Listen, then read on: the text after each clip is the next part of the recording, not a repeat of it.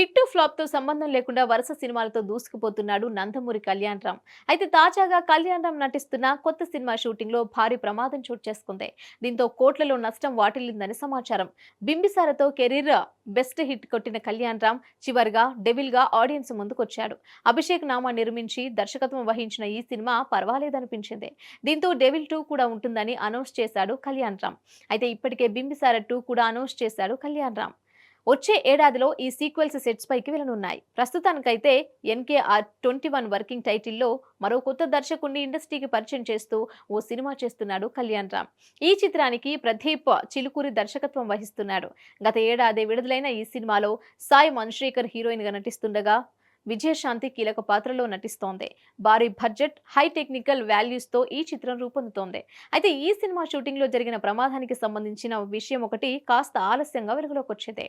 ఒక CBI office కు సంబంధించి భారీ సెట్లో అగ్ని ప్రమాదం జరిగినట్లుగా తెలుస్తోంది. 10 రోజుల పాటు ఇక్కడే షూటింగ్ ప్లాన్ చేసిన మేకర్స్ 9 రోజుల షూటింగ్ పూర్తి చేశారట. కానీ 9వ రోజు షూటింగ్ పూర్తి చేసుకున్న తర్వాత ఈ ప్రమాదం జరిగి సెట్ మొత్తం కాలిపోయినట్లుగా తెలుస్తోంది. రాత్రి 8 గంటల సమయంలో అగ్ని ప్రమాదం జరిగిందని అంటున్నారు. అయితే ఈ ప్రమాదంలో ఎవరికీ గాయాలు కాలేదని, మేకర్స్ కు మాత్రం దాదాపు 4 కోట్ల రూపాయల వరకు నష్టం వాటిల్లినట్లుగా తెలుస్తోంది. చిత్ర యూనిట్ నుంచి ఈ విషయంలో క్లారిటీ రావాల్సి ఉంది.